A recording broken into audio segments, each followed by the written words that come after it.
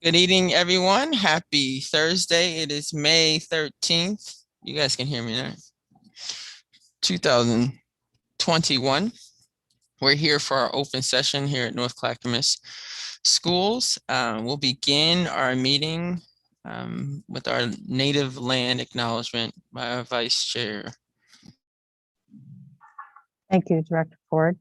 We acknowledge the land on which we sit, and which we call the North Clackamas School District. It rests on the traditional and indigenous lands and village sites of the native peoples of the Kalapuya, Chinook, Malala, and Clackamas. We take this opportunity to offer gratitude for the ability to learn, work, and be a community on this land. And we offer thanks to the original caretakers of this region. We recognize historic policies of colonization, genocide, relocation, and assimilation that affected Indigenous and Native families, both past and present, and that will affect those in the future, and honor the resilience, revitalization of our Indigenous and Native communities. We pay our respects to the elders, both past and present, who have been the stewards of this land throughout the generations. Thank you. Next on our agenda is our minutes from April 22nd, 2021. Do I have a motion to approve them? I move the approval of minutes from April 22nd, 2021. Bauer. Second. It's been moved and seconded. Any discussion? The second was Bauer. Any discussion? I just have one note on the minutes, page 2, I believe at the bottom, second paragraph from the bottom, it says Asian Pacific American Islanders is missing. I'd just like that to be corrected for the record. Any other comments?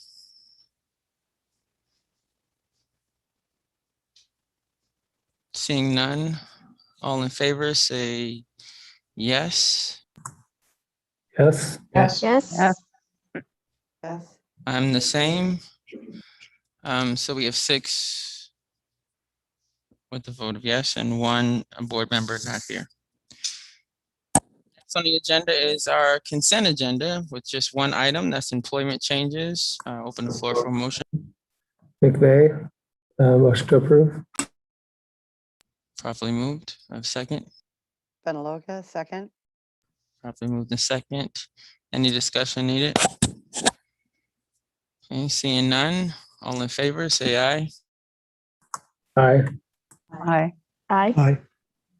Aye. You guys did that really good. I'm also aye. Okay, next on our agenda is we have community requests is next on the agenda, but we don't have any community requests this evening. So we're moving to the next agenda item, which is our superintendent's report. I'll pass it off to Superintendent Utterback.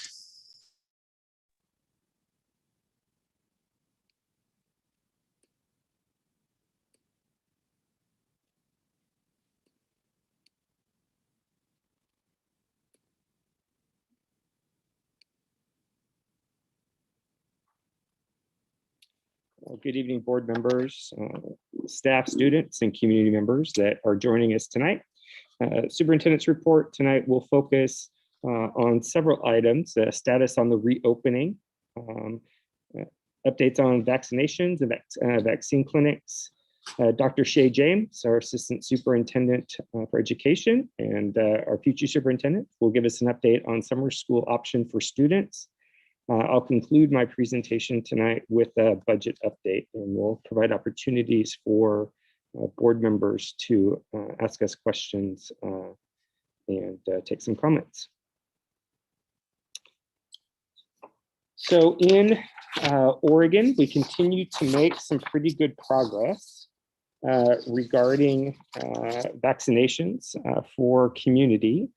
This data that I'm showing you tonight is from May 8th, and it shows where Oregon is with the status of being fully vaccinated, as well as Clackamas County, Multnomah County, and Washington County.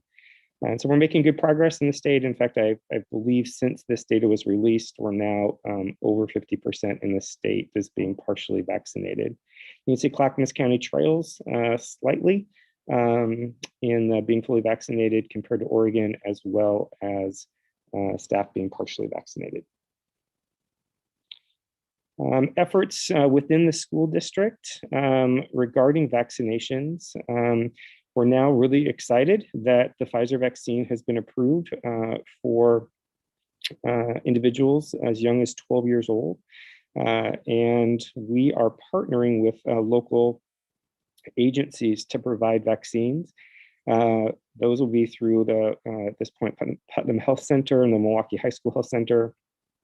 Clackamas Town Center has a drive-through and walk-up vaccine location in the area.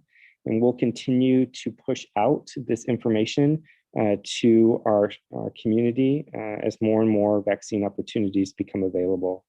We're excited. We've got some high school students in our leadership program also helping to push this information out, and they're helping also coordinate some of the vaccine clinics and supporting those vaccine clinics.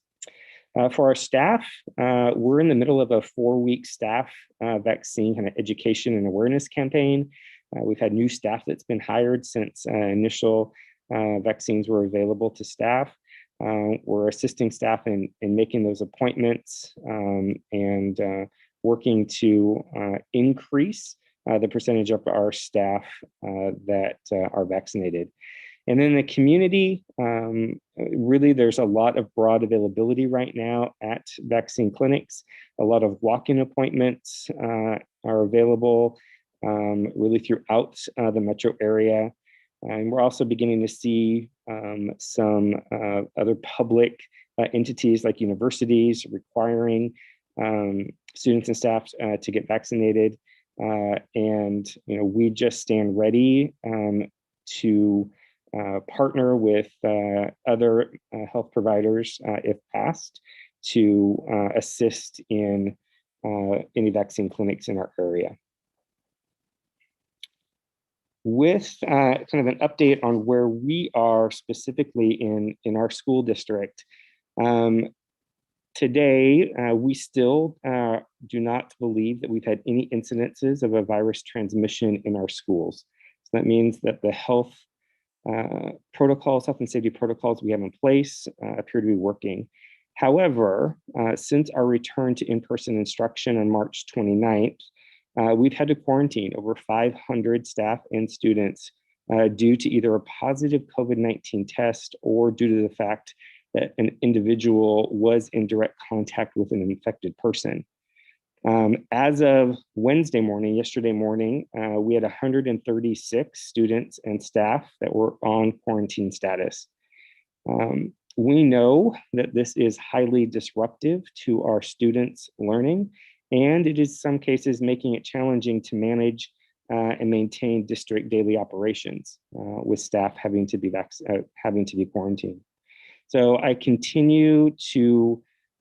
continue to stress enough the importance of wearing masks, physical distancing, washing hands, and staying home when you're not feeling well. Taking these actions will help keep our schools open and our athletic and activity programs operating through the rest of the school year.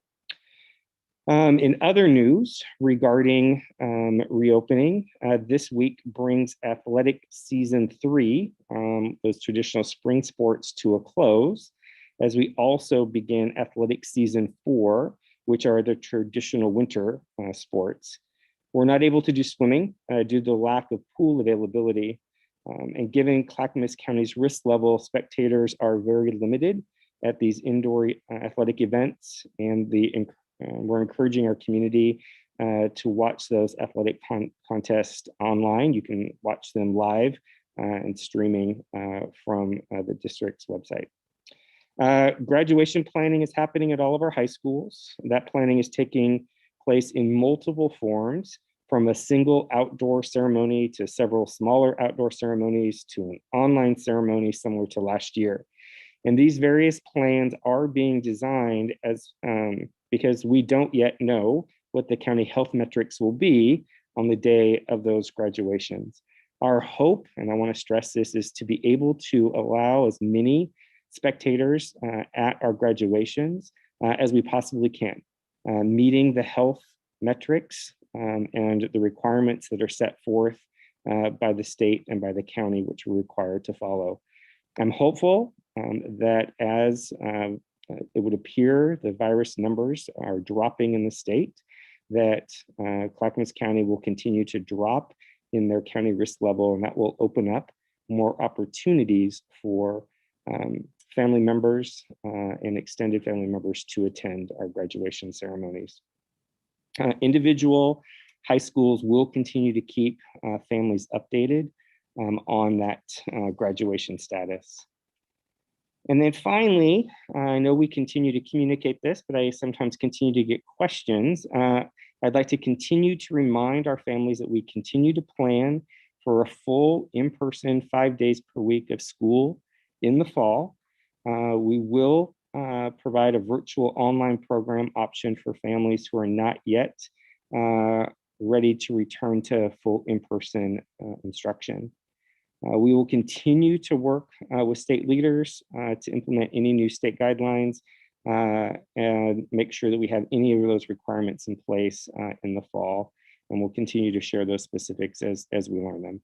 But again, planning for a full in-person 5 days per week instructional model in the fall. With that, I'm going to turn it over to Dr. James, who is going to share with us the various summer school options that will be available to our students. Thank you. So I just want to start by taking a second to publicly thank the amazing planning team who's been diligently working on our comprehensive summer enrichment programming for our students K through 12. And they're doing this in a very short turnaround time while they're also doing participating in their full-time jobs. So just wanted to take a second and say thank you to the planning team. Happy to share that North Clackamas School District has qualified for and been approved for approximately $4.2 million with a 25% match requirement for summer programming. We will support the matching dollars through a combination of Measure 98, ESSER 3, and FTE matches that naturally make sense in summer enrichment programs. So maybe nutrition services or places where we would have been supporting through Measure 98 naturally and looking at that for the match.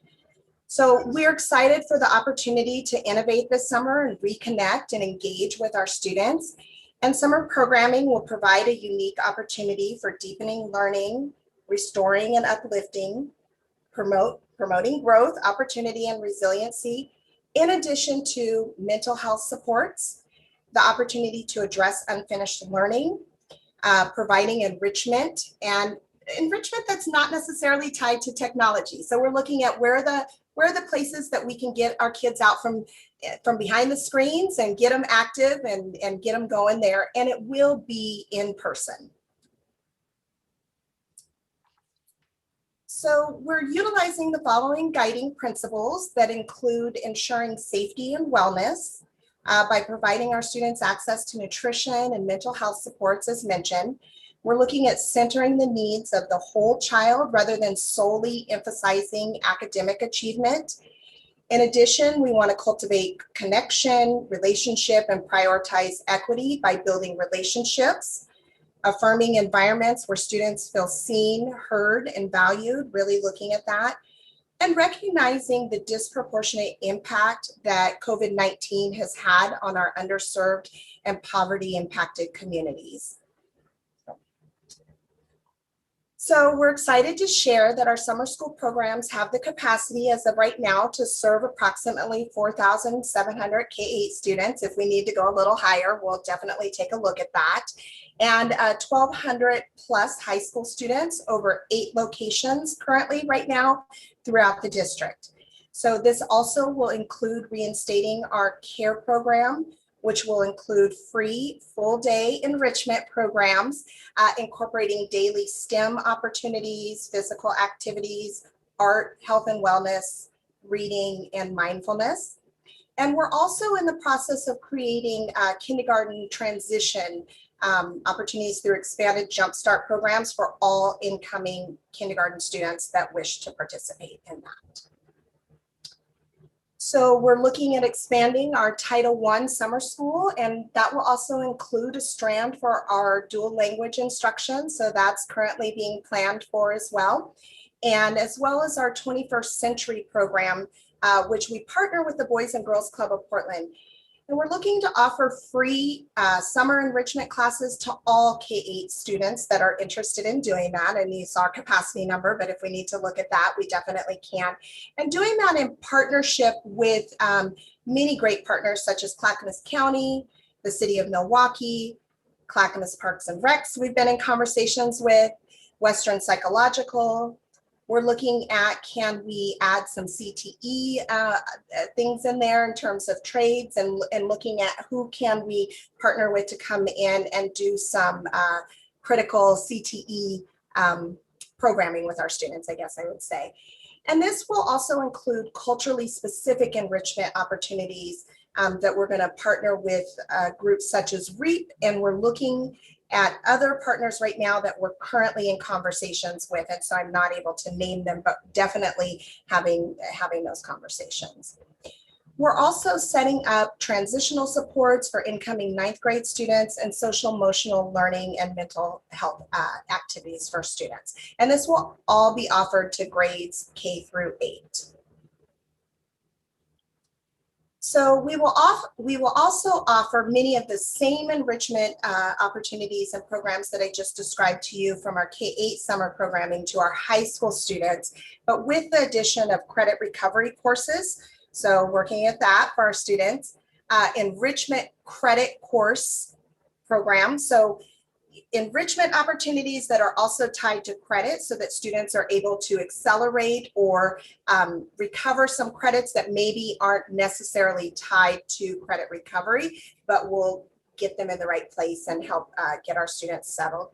And we look forward to some of our high school students that may also be able to work directly with our K-8 students in the summer programs if they're interested in that. And looking into the opportunity if we are able to pay some of our high school students to be able to do that. So could they take credit courses in the morning and then, you know, look at coming and working with our K-8 students and being able to support them with that. So that's something that we're still working on there. And so as you can see, we have a lot of work ahead of us, and the planning has begun, and it will continue to evolve. We're currently looking at putting all of this together in a format that we can hopefully easily communicate this information to our families so that they know what's happening and that they can sign up and participate in what they would like to. So I guess I would ask folks to stay tuned here in the next week or two, and you will be hearing from us around summer enrichment programs. Thank you. Thanks, Dr. James. Our final update has to do with the district's 2021-2022 school budget. What I can share with the board and the community this evening is that state budget leaders appear to be shifting to a $9.3 billion funding level for K-12 schools, and that is up from the current proposal that sits at $9.1 billion. This increase is critical in helping us to get closer to a funding level that maintains our current funding level at a time when health insurance, property and liability insurance, utility cost, and the West Coast Consumer Price Index are all increasing significantly at higher rates than 1 to 3%. The $9.3 billion funding level is good progress, but it is well short of the $9.6 billion needed to maintain our current service levels. North Clackamas is building its 2021-2022 budget at the $9.3 billion school funding level.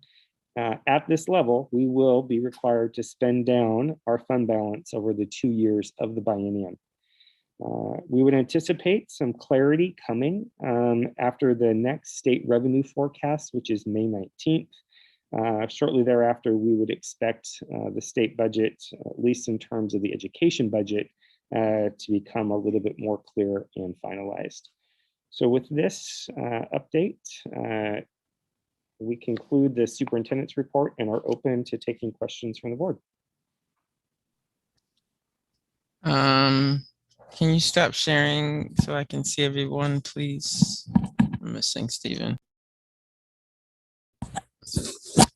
Questions from the board? Director McVeigh? Dr. James, do you have a good feel as to staffing yet? Will we have enough people to run these programs, or will we be looking at other districts that want summer employment?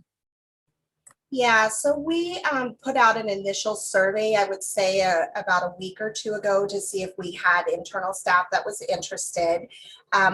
The results of that survey that we put out, we had about between 80 and 90 teachers at the time that were interested in summer school, at least partially, maybe not the complete summer. So we were very excited by that.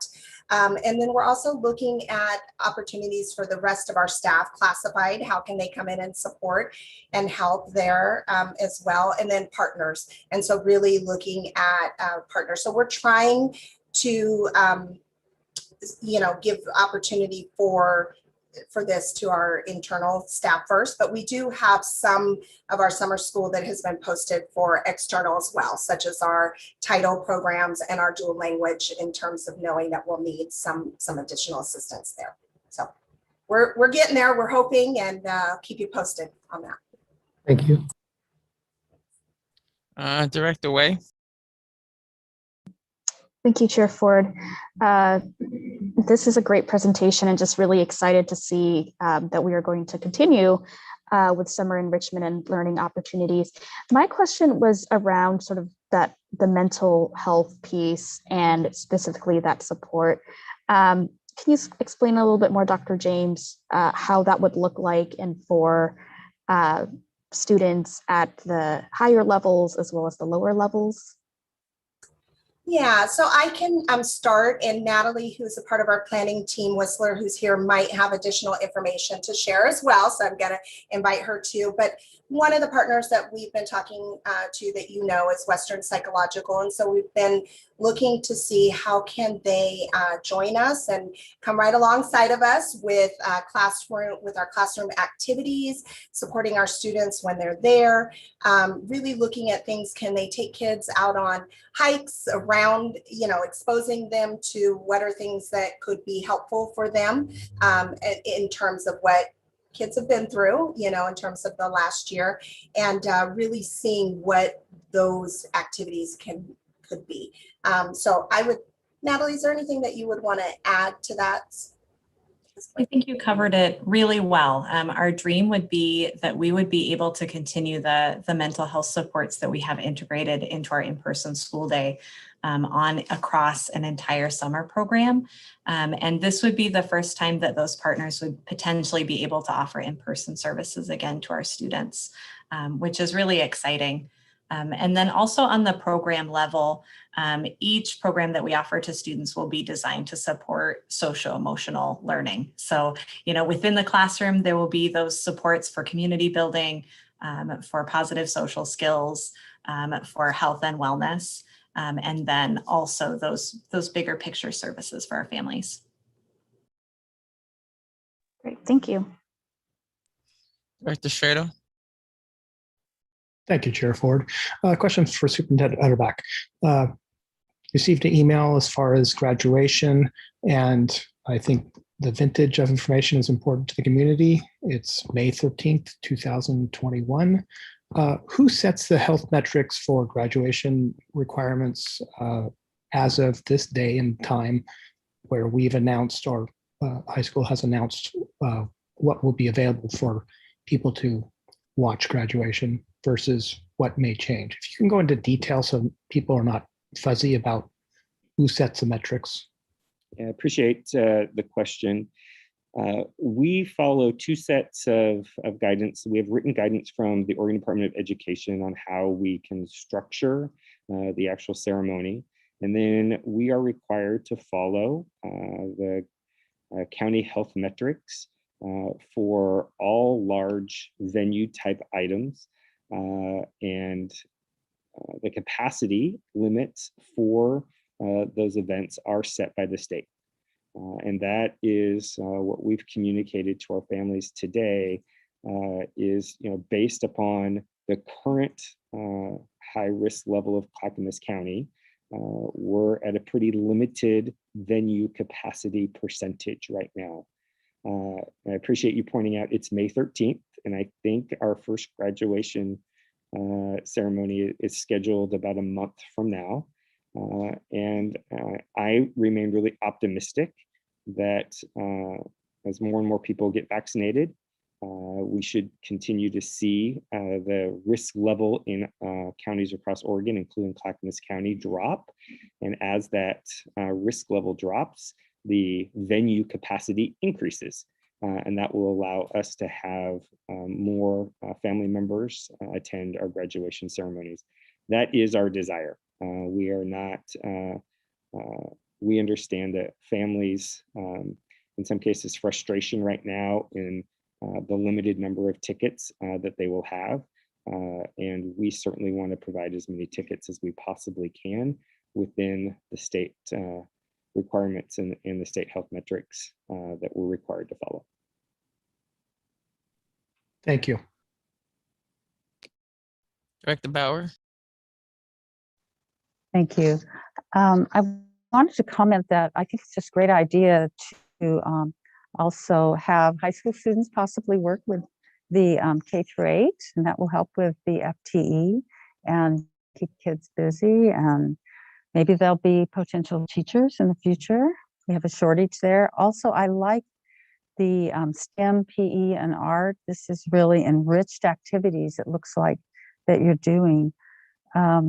And a lot more opportunities. Where are the 8 locations? I was just curious about that. And then I had one other question, but I'll let you answer that first.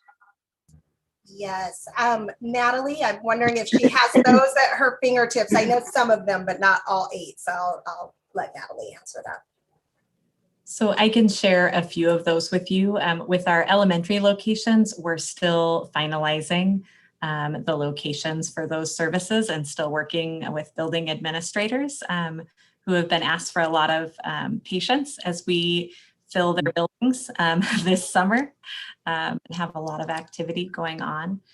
So we know that we'll be able to offer middle school programs for all students across our district out of Rao Middle School.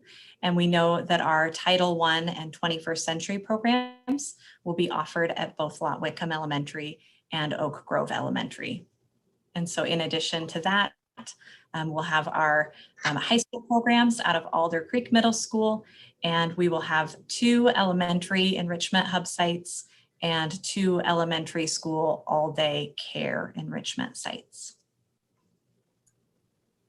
So did I also hear you say that it was free all-day care enrichment for elementary and free summer enrichment K-8 available to all? Yes. Oh, that's great. That is really great. I looked back at 2019, and I think your summer programs there just approximately served 1,200. You're looking at 5 or 6 times that amount, correct? That's fantastic. So thank you so much for all the planning and the opportunity. That's great for kids. Director Benaloga. Yes, thank you. Thank you for the presentation. I too have a couple questions around the summer program and then a couple questions around graduation.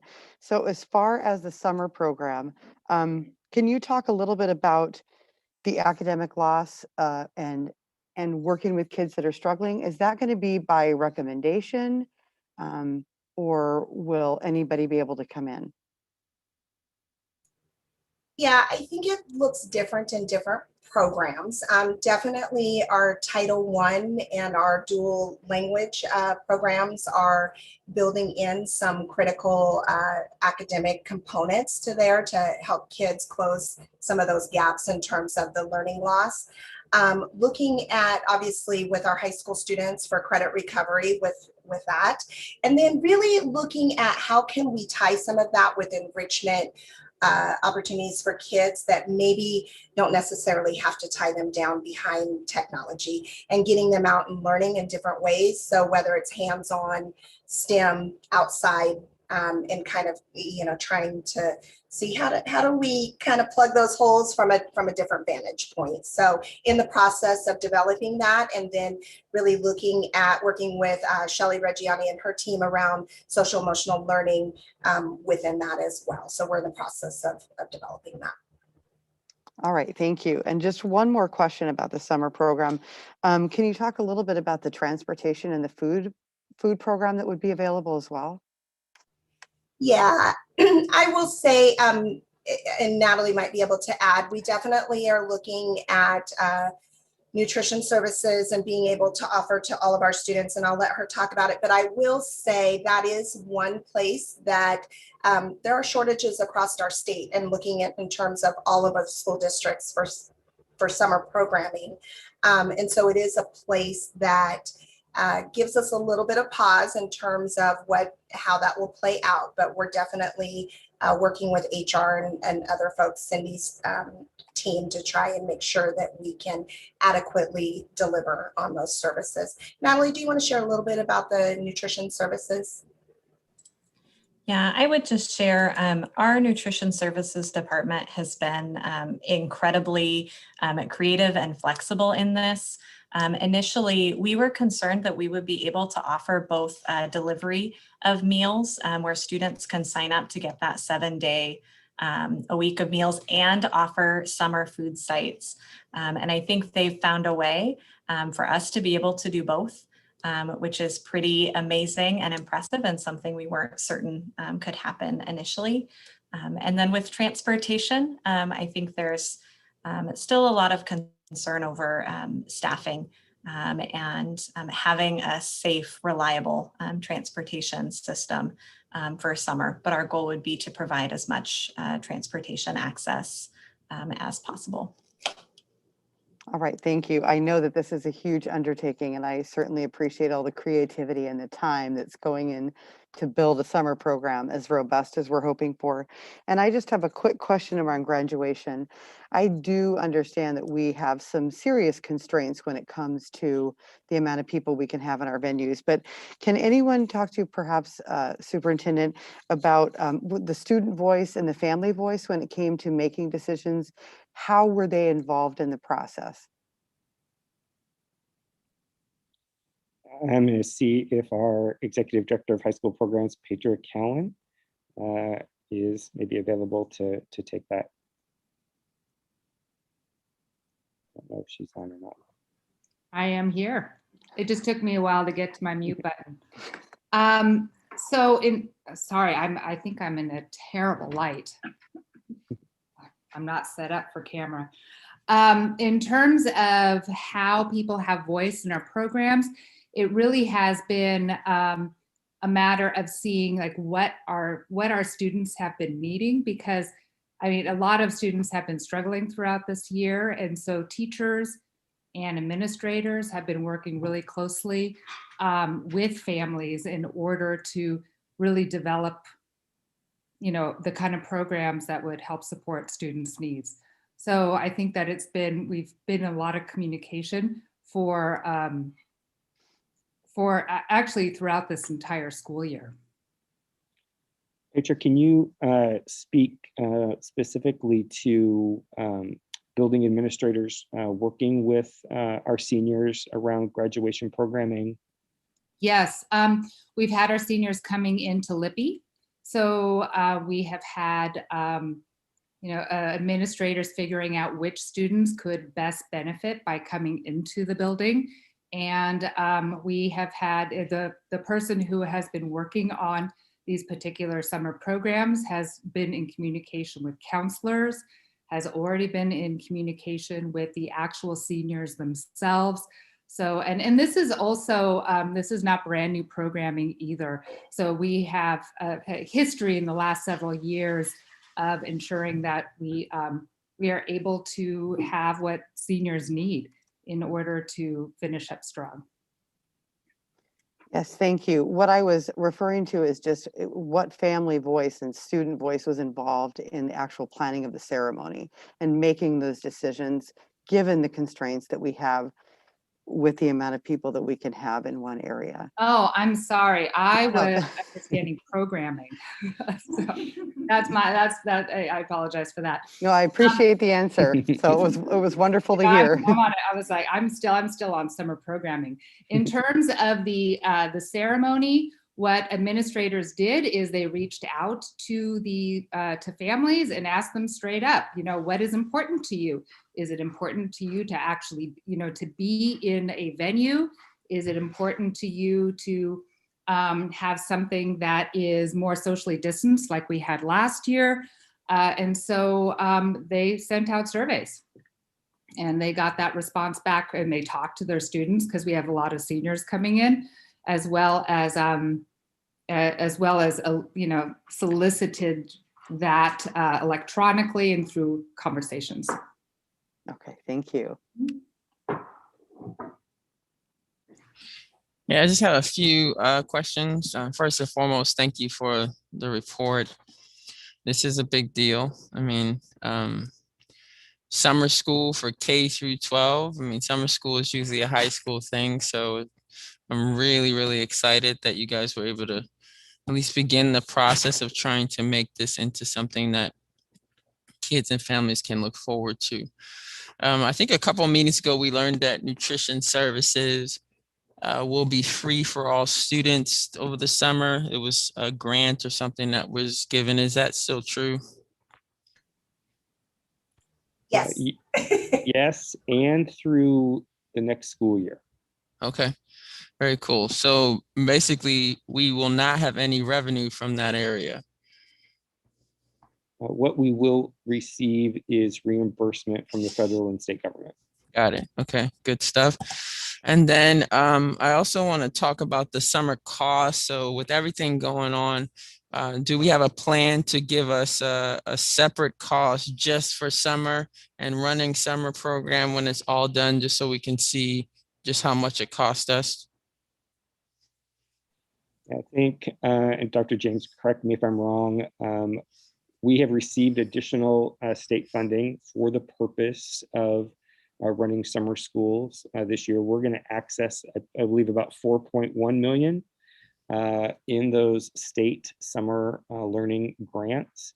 And we certainly, yeah, absolutely, as we do every fall, I am confident that staff will come back in the fall and give you an update on the outcomes of our summer learning opportunities. Excellent. And normally for summer programming, how much do we normally spend? I do not have an answer to that question. I will tell you it has been a combination of some general fund as well as some title dollars. I'm guessing it is probably no more than $500,000. Good to know. I definitely want us to pay attention to the significance in the programming and the significance in the funding required for us to get it done. My next question is around partnerships. I heard a lot about different partnerships we'll be doing. I think that it's really important for us to recognize that as we also want to make sure our kids are enriched throughout the summer, we're removing a workforce from the community. So in that, if there's a way for us to partner with businesses, since we're interested in creative ways of giving kids credit, instead of removing the entire workforce, maybe we can give them some credit for still being a part of the workforce in the community, which many businesses were looking forward to the kids being out of school, and of course, helping them with the businesses, especially as the world opens back up.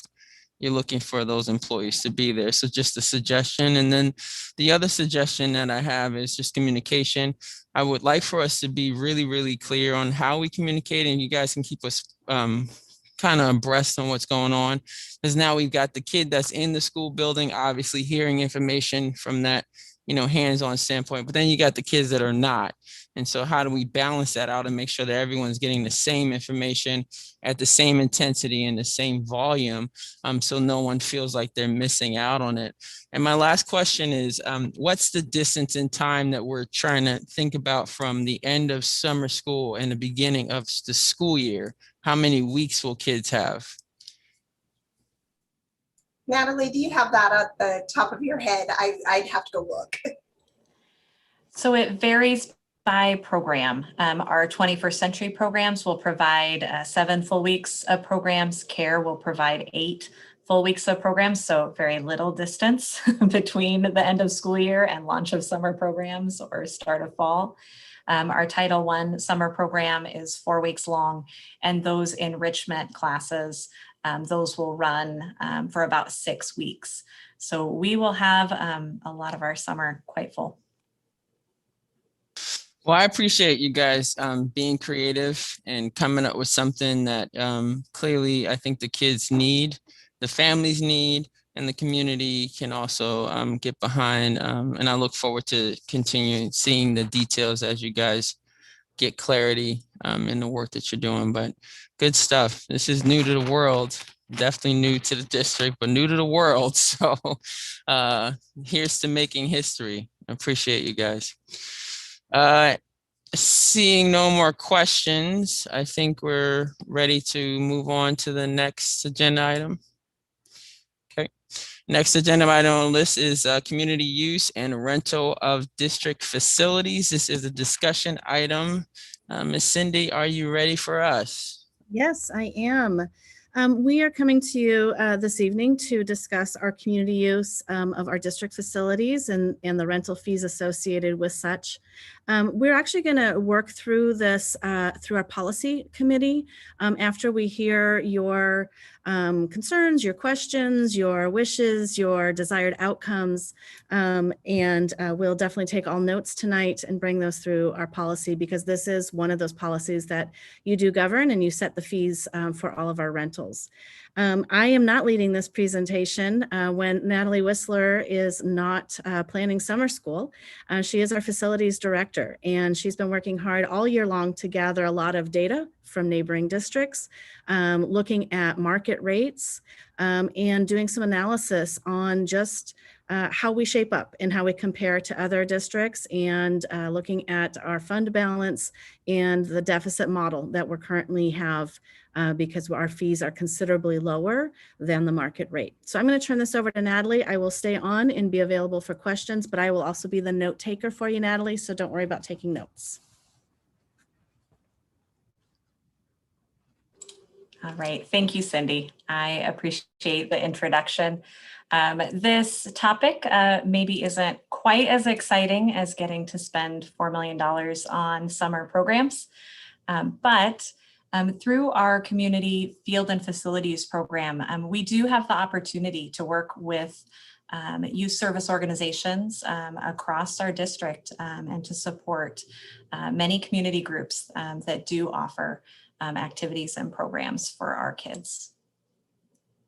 So within our district, the Community Services Department oversees rentals for all of our K-8 fields and facilities, and also our support sites. And our facility rentals at our comprehensive high schools are managed by the athletic directors.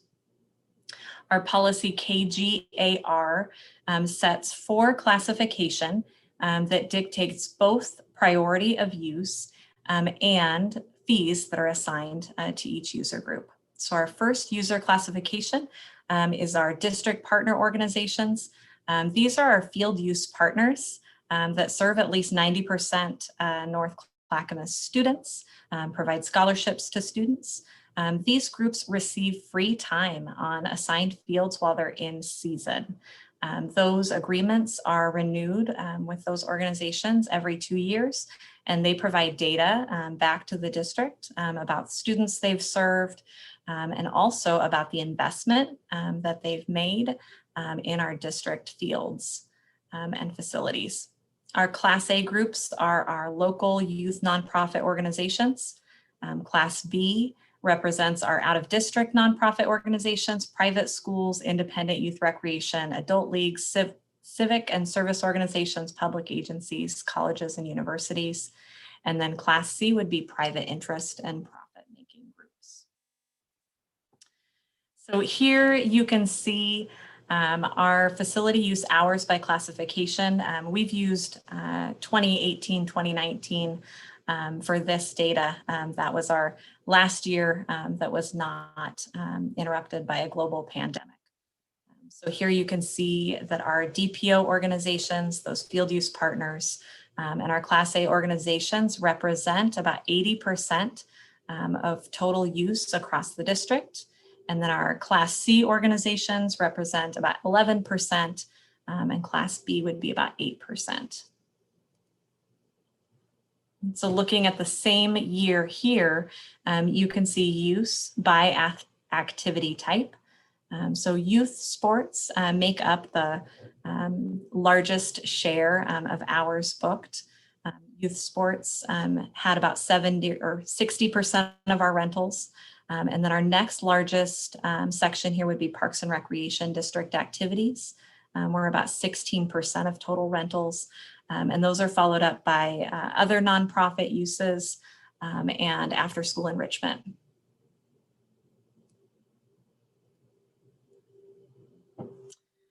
One of the things we've really worked on over the last few years in our field and facilities program are systems improvements. We had heard some feedback from our communities that our processes were difficult to navigate. We used paper forms for many, many years. Into a few years ago, we were finally able to work with our previous software provider booking and allow for some online rentals. And that provided a little bit more transparency across the district. Folks were at least able to see when facilities were available, but it was still pretty cumbersome. So this year, while we were shut down and not booking field and facility use, we brought together a broad stakeholder group of folks that use our facility use software. That included custodians, secretaries, folks from our high schools, some of our community groups. And we did demos with several software programs looking for something that was easy for everyone to use and cost effective for the district. And we landed on the Facilitron system. This program has a very smooth interface. Here you'll see the beautiful new gym at Milwaukee High School. And this is a screen grab directly from the program. They've uploaded photos of our facilities into the program. I can use that calendar function, see when the gym is available. The terms are right there. I can manage my account. If I am responsible as a volunteer for a youth basketball organization, I can look, see when we have rentals, add, change, edit.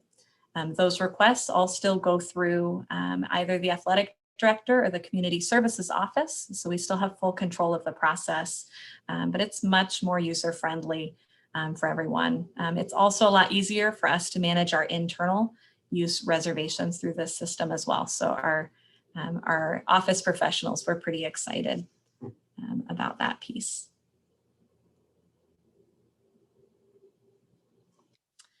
So here you have our financial overview. You can see that in 2017, 2018, the field and facility use function almost broke even, but sustained a bit of a loss. And then in 1819, the picture looks a little bit more bleak. That year, the loss was about $48,000. That year, we saw some dip in revenue. We had a few faith organizations that rented our schools that relocated. And we also saw some impact from our bond program where some of our facilities weren't available.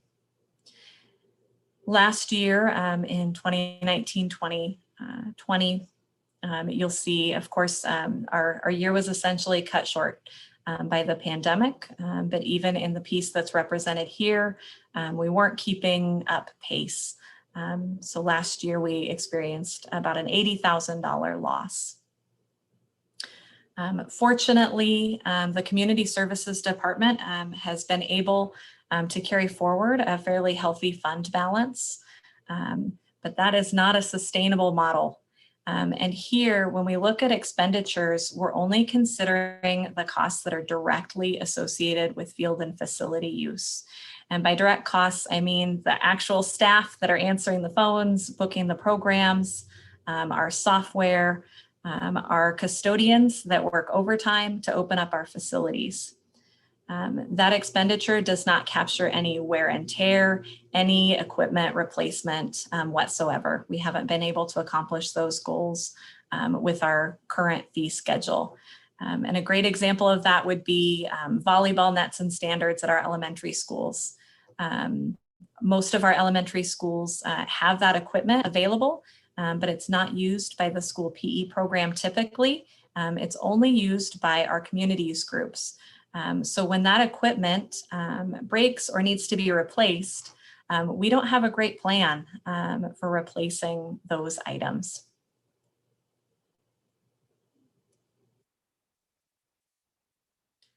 Right. We have a rather interesting history with our fee schedule. North Clackamas School District actually adopted our fee schedule directly from North Clackamas Parks and Recreation.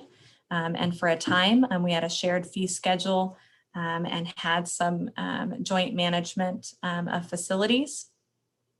In 2009, we had a fee schedule update from North Clackamas. And at that time, an agreement was created that provided for free use for selected in-district youth organizations in gym use and field use. And then in 2014, we did some course correction, and some of those groups that had previously been granted completely free use started a 5-year plan to move them from paying $0 an hour up to paying $5 an hour. In 2017, we did some similar course correction with our field use partners, and that's where we created the district partner organization agreement and provided them some more parameters around the free use that is authorized for our field use partners. And then also in 2017, there was a fee schedule update and we increased rates for turf fields only. And we also removed a Class D from the fee schedule. So we had a higher price tier that was taken off. But looking at this, you can see we actually haven't done a global increase of fees in well over a decade. We've really kept our fees fairly stable for a pretty astonishing amount of time.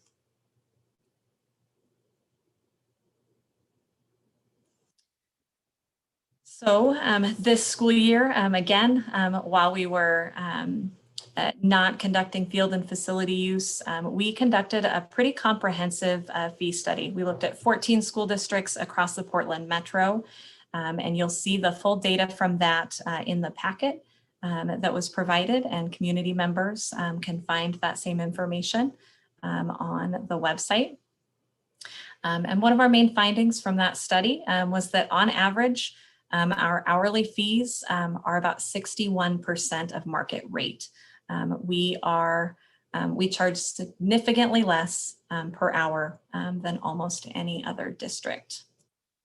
And here's an example of what that looks like in our elementary facilities. So in our elementary cafeterias, looking at the full price, non-discounted hourly rate. So for us, that would be our Class C rate.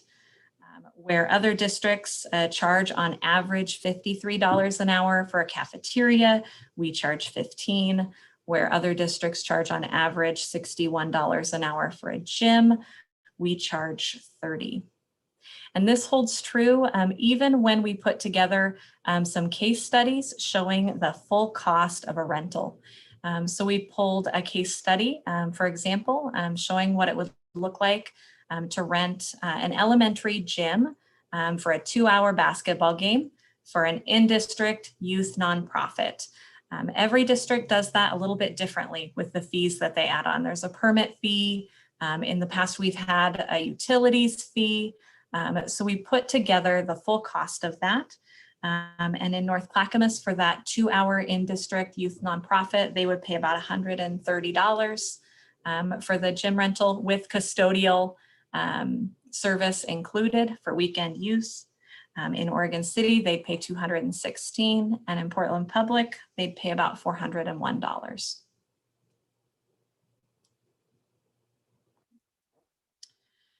So we know that anytime we consider a fee increase, that it can have some impact on our community.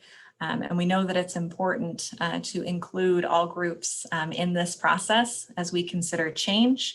And we know it's important for us to look at exactly whom this affects, both positively and negatively. To that end, we worked and launched a thought exchange. We sent that information out to multiple stakeholder groups, to our parks and recreation districts, to all groups that have rented over the last 2 years. We posted this on our social media pages, sent it to staff and community members at large.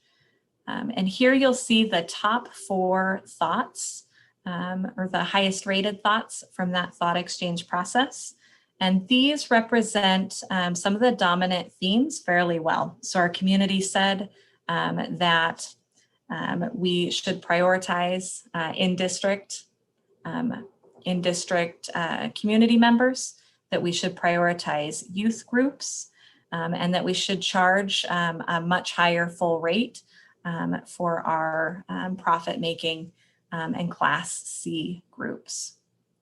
We did hear from a few groups that expressed some concern that raising fees could impact the price of activities for students.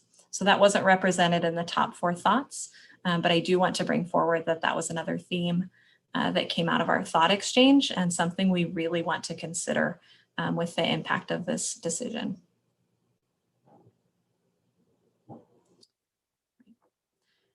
Here are the recommendations that we're bringing forward considering all of this information. We want to adjust the fee schedule and show clearly delineated prices for elementary, middle, and high school facilities. Our previous fee schedule did not charge a different price for an elementary gym from a middle school gym, and those are very different facilities. So we've changed the breakout of how we consider our facilities and made it more in line with the current facilities that we have available. I'm recommending that we eliminate our utilities fees. Those fees are confusing, and many of our users have expressed frustration over being charged different rates on days when school is in session, when it's not in session on a weekend in the summer versus in the winter.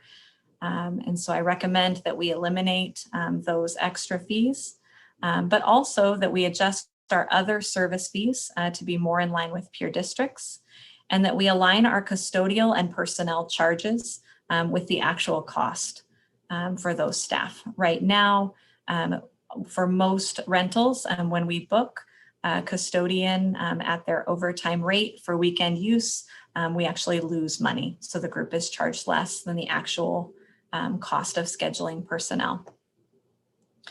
We're recommending to phase in price increases for all district facilities to roughly meet what we consider to be the 2021 market rate by 2026. We're recommending to streamline discounts for our Class A. Currently, Class A discount ranges from a 0% discount to an 83% discount. And we're considering moving that to a flat 70%.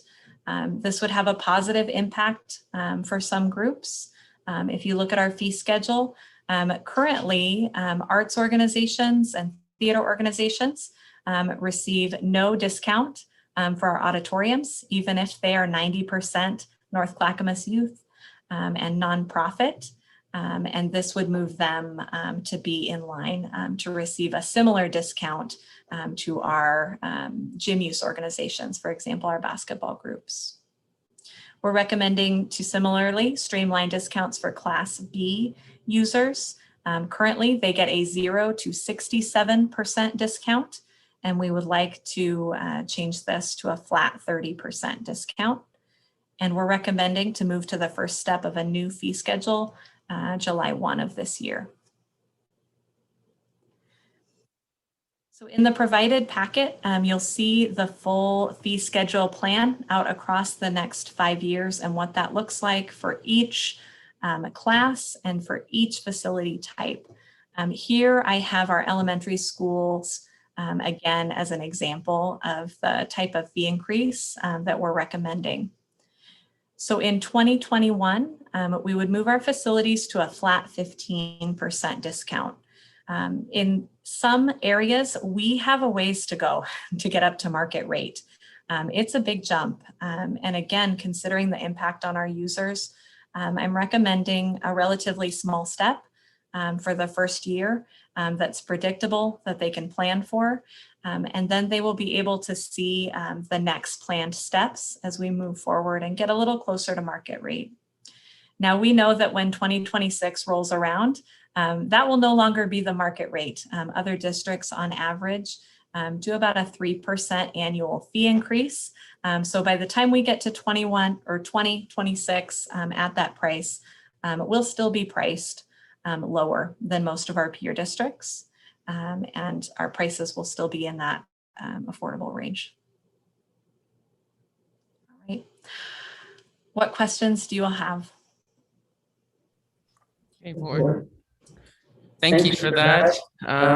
Just to clarify, do we have someone else's sound on? Just a clarifying question before I move the questions from you guys. Natalie, when you said your recommendations, I saw that there was a Class A, Class B. There's no Class C change for the recommendation. It's remaining the same. So our Class C groups would move to the proposed fee schedule that's outlined in that packet. Okay. So would have a fee increase, and that fee increase would move them up to that market rate that we've identified through the fee study, and do so over those. But the discount on your recommendation page, there's no discount, flat discount rate for them. Correct. Okay, yep. Got it. Okay, questions from I see you, Director Schrader. Thank you, Chair Ford.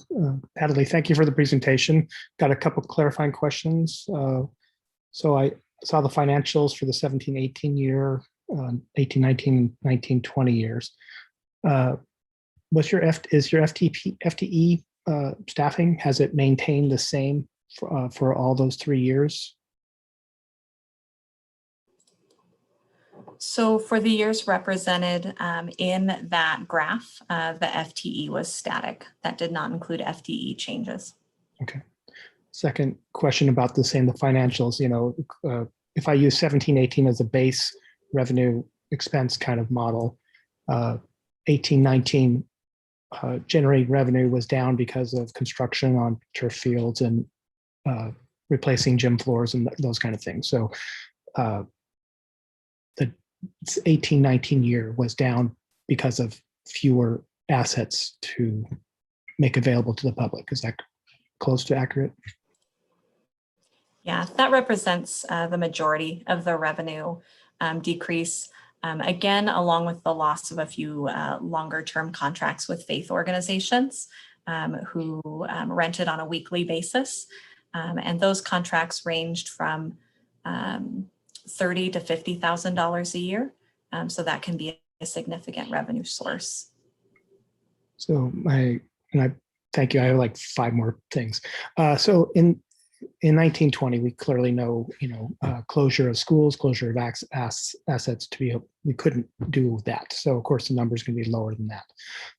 Going forward, when I could see us returning to the 17-18 where gyms and fields are being used like they were before, or even more used. But I look at your example fee, and I use the cafeteria as an example.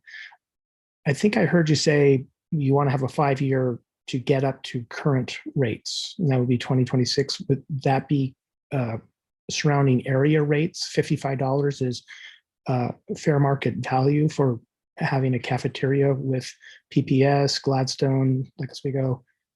Okay, I definitely would like to see that. There's different wear and tear on gymnasiums, cafeterias, turf fields. There's different costs. So I'd like to see the surrounding areas, what they are charging and where we're going for that. You mentioned volleyball. 1 second, Director Schrader. I just want to point out on page 54, she has provided a district comparison with all of the different rooms, the surrounding districts. Appreciate that. I have in the past rented from many different districts and I've never seen that price point. I'll look at it deeper. You mentioned the volleyball net, and it was purchased by I imagine the school district, but it's utilized by the public when they're renting facilities. So, so the taxpayer bought it, and the taxpayer will pay for its replacement when it is wear and tear. Or is your department going to be paying for the replacement of the net when it comes time to replace it? So in the past, when there has been a broken piece of equipment, such as a volleyball net, that is not typically used by a school, the district or the school may or may not choose to replace that item if it doesn't serve a purpose within the educational program. But we want to still have that available so that our gyms can offer rentals to volleyball youth programs on the weekends. So I've worked to try to cover that out of my department. In some cases, I've worked with Parks and Recreation to try to get things fixed, had to be creative. But I'm really using that as an example of not having long-term planning to provide for that wear and tear and replacement of items, because that's currently not considered a cost worked into our field and facility use program. Well, I would say one of my interests are that if there would be some type of accounting where the public is paying to rent the facilities, then your department would be paying for the maintenance of and replacement of the items as they need to be replaced, versus the taxpayer paying for it to be paid for again, and then we're not charging enough to the people who use it. So we, the taxpayer, pay for it, and then we pay a subsidy for people to use it to us pay again to replace it, us being the taxpayer. I'm going to go quiet. I do have interest later, so I'd like to be recognized later, but I don't want to keep going. Okay, appreciate that, Director Schrader. Just really quick, I want to make sure that interest was noted. Cindy, okay, cool. I saw you writing. I just want to make sure. Other comments, but I'm going to be quiet for now. Thank you. Okay, I'll come back to you. Any other directors? Director McVeigh? Hi, Natalie. A couple questions on. So is the recommendation that superintendents, athletic directors no longer control the high school sites in pricing? So our athletic directors will continue to manage high school facilities. They'll continue to oversee and approve rentals and schedule, and they'll continue to retain the revenue for those facilities to support high school programs. However, we will all move to the Tron system so that our pricing is completely consistent across the board, all managed centrally, and an organization that rents across facilities in the district should have a very similar experience renting from our high schools as they do our K-8 facilities. And then I have experience with this, so baseball fields. So would there be an opportunity if the team maintained the field in lieu of payment, or will that be going away? So at this time, we're not recommending a change to that district partner organization agreement. I think the impact that this would have on, say, baseball organizations would be restricted to their use that's out of season. Right now, they get free use at assigned fields within season. And when they rent beyond those parameters, they pay the Class A rate. So that's our most discounted rate. And as that rate would increase slightly, it would have a bit of impact on those groups. But again, restricted to those hours outside of their assigned fields that they're maintaining. That's just great to hear. Thank you. Last question. I don't know if it's part of this that can be looked at in policy, but I was all for the Class A 90% rule, but I think there's some unintended consequences equitably on the west side.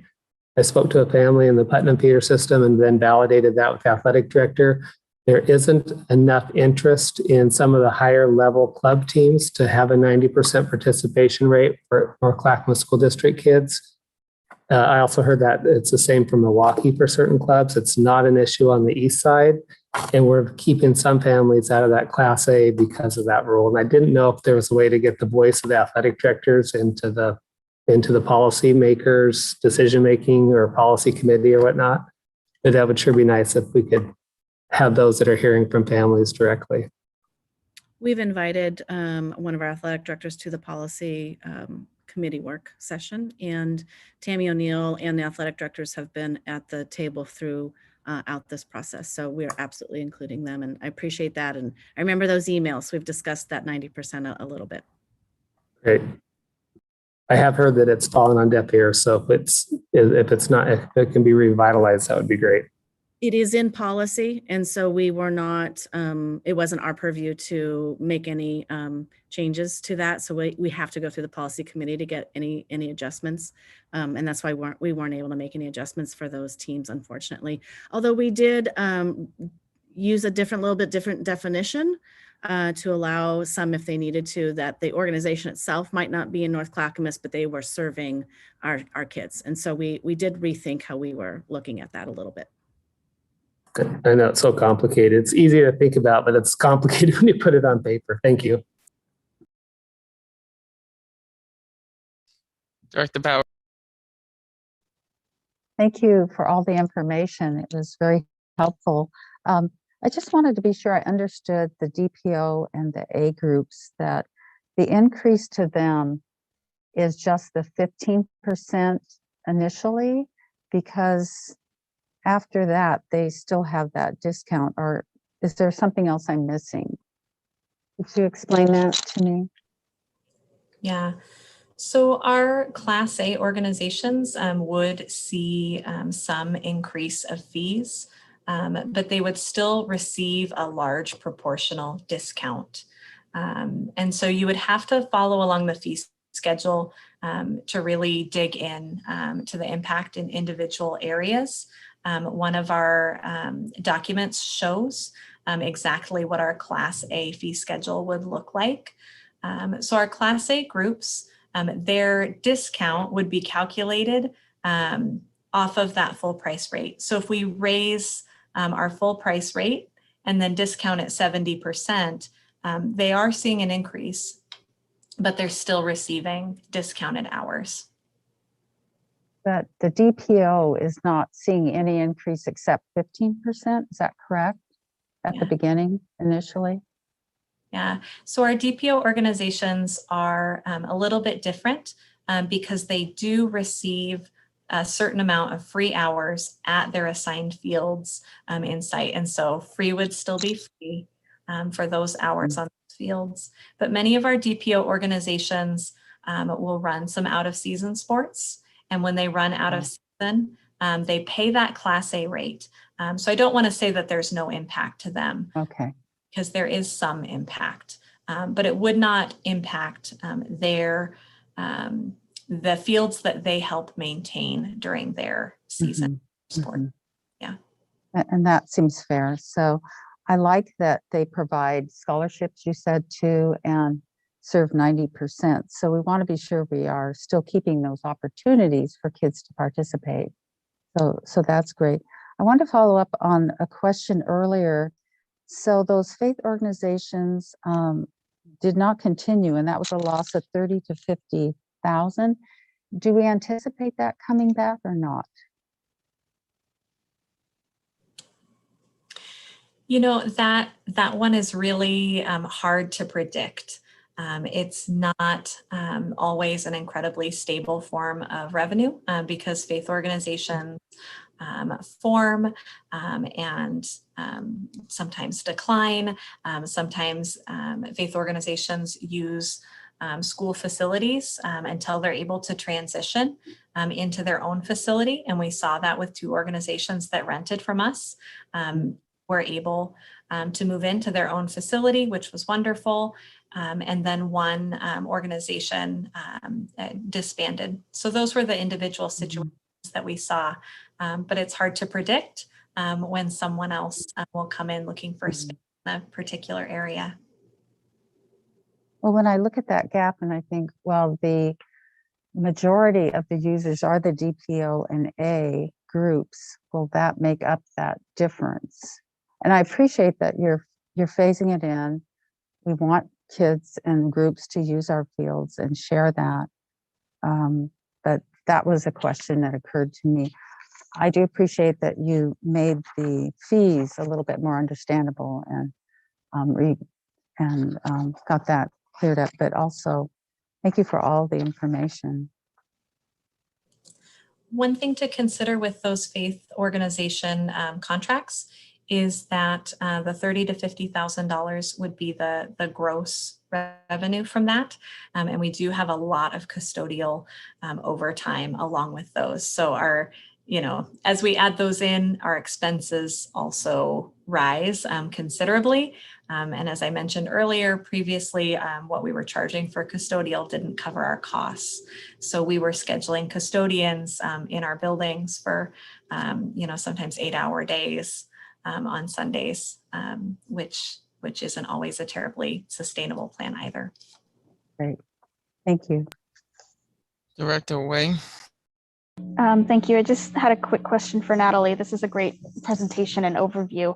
I am just curious in terms of getting the word out there about our facilities, marketing, advertising, maybe working with business associations to really get out the word. Has there been a discussion around a plan for that? I know that you all are incredibly busy, so this might not be high priority right now, but it'd be great to have just more, culturally specific groups or providers or organizations know that, hey, these facilities are available if they would like to use it for their communities or for their events. Yeah, absolutely.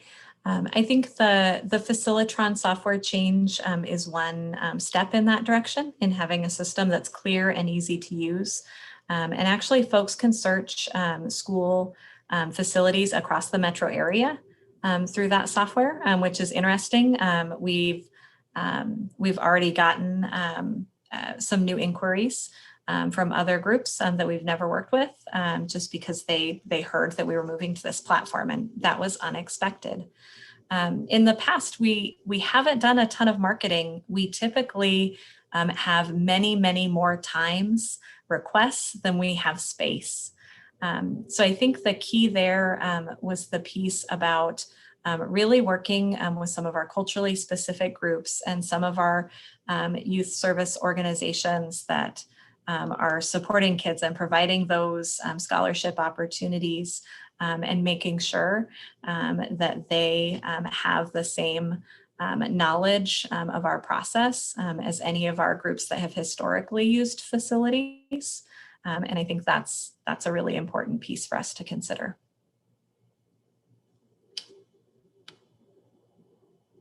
Director Benaloga.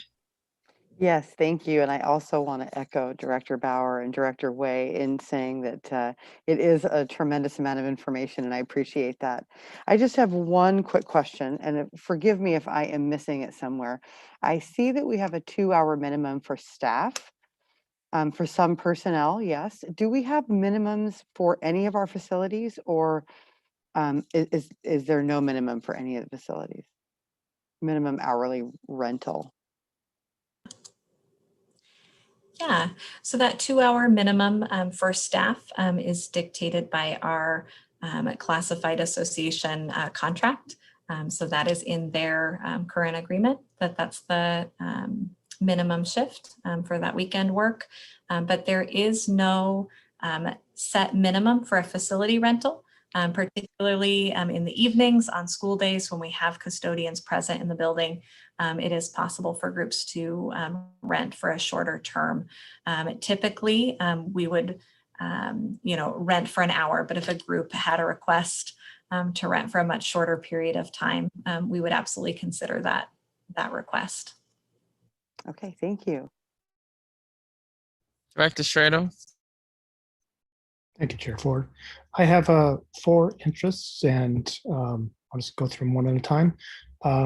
When we talk about our current district partners, oftentimes I hear about scholarships or discounts available to them.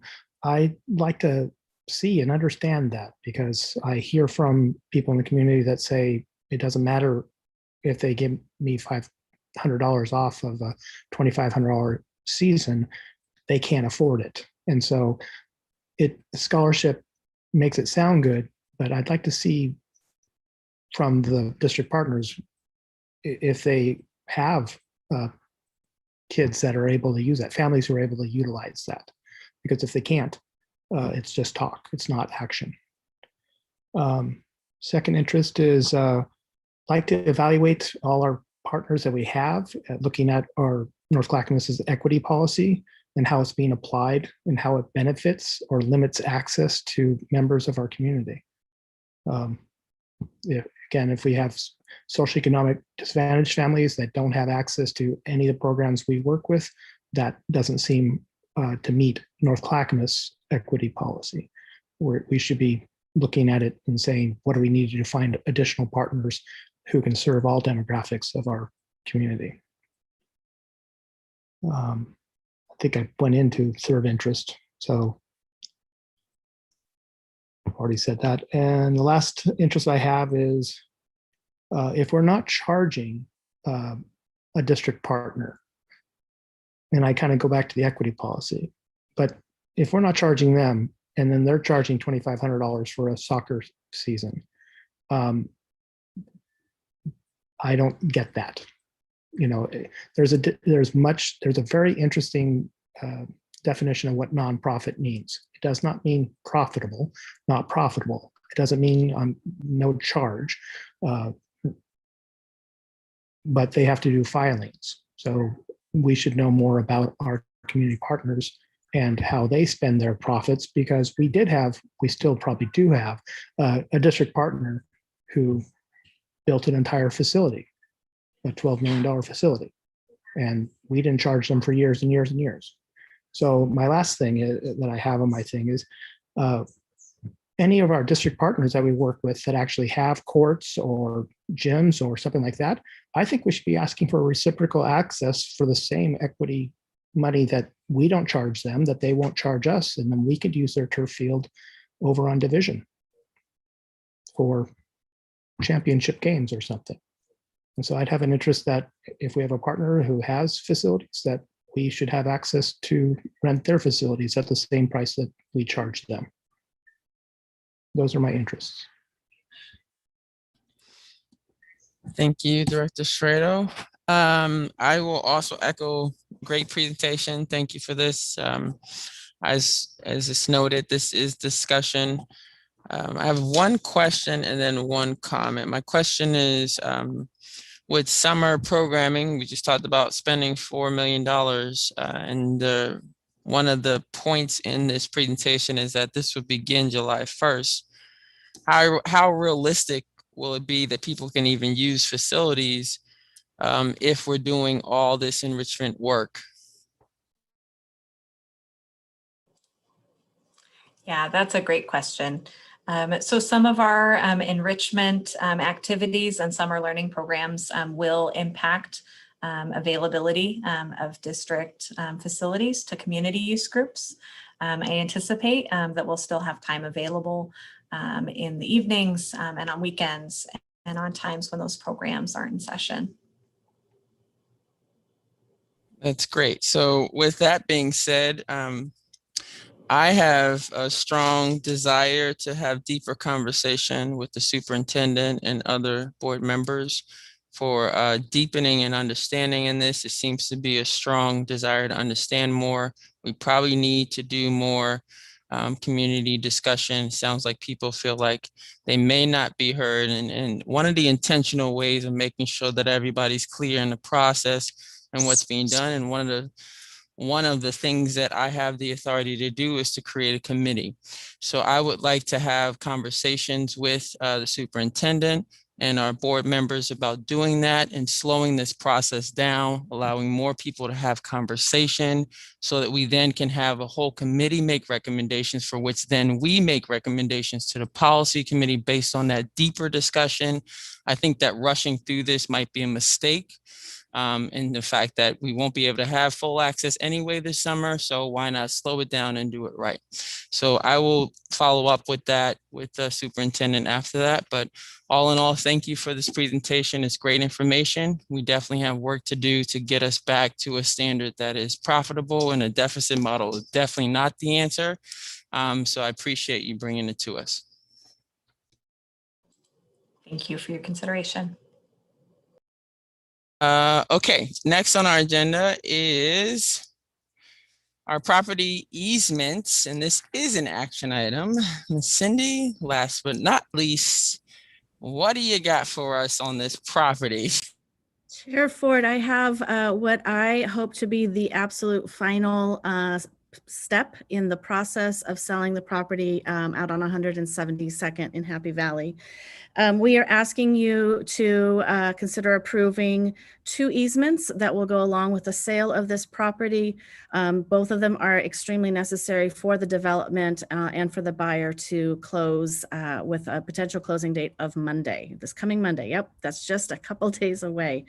The first is for an 18-inch storm water easement. It gives them access to an agricultural pond.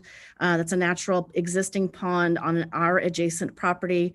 We currently use that pond as well. Engineering reports indicate that this will not be any major impact on that pond. It should have the capacity for it. And we have lots and lots of legal language to back that up should there be any issues around that.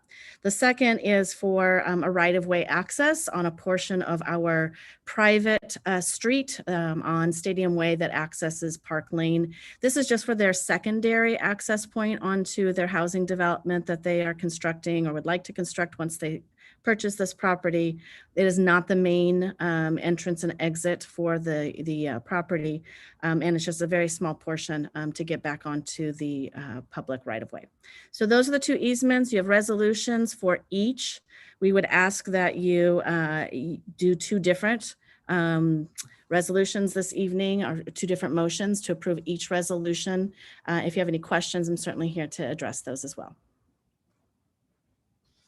Excellent. I will open the floor first. Is everyone clear on the what is presented in front of us and the 2 different recommendations for a vote?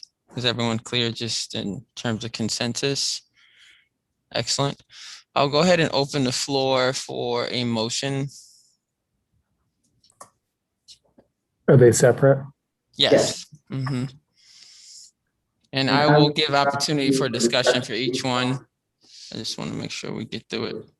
McVeigh, recommend approval of superintendent's recommendation to grant an easement to allow HV Park Lane LLC and future owners use of the 18-inch stormwater line, agricultural pond, and other stormwater drainage facilities located adjacent to the property located at 14721 Southeast 172nd, Happy Valley. Schradel, second. And properly moved and second. Any discussion needed? The only thing I will put in record is that this is resolution number R20/2021/-104. Seeing no discussion, I will do a roll call just because of the dollar amount associated with this. Director Schradel. Aye. Director McVeigh. Aye. Director Bauer. Aye. Director Benaloga. Aye. And Director Way. Aye. And I'm also an aye. That is 6 and 1 is not available. And I will sign that as of today. Open floor for a motion. McVeigh, move approval of resolution to grant an access easement to allow HB Park Lane LLC and future owners use of a portion of Stadium Way. Properly moved. I have a second. Tradle, second. Properly moved in a second. Any discussion? Seeing none, I will read in the record. This is resolution number R20/21-105. Roll call vote again. Director Way, Aye. Director Benaloga, Aye. Director Bauer, Aye. Director McVeigh, Aye. Director Strado, Aye. and I am also aye. 6 and 1 is not available. All right, motion carries for both of those. I appreciate you guys and all the work that we have done tonight. Great work.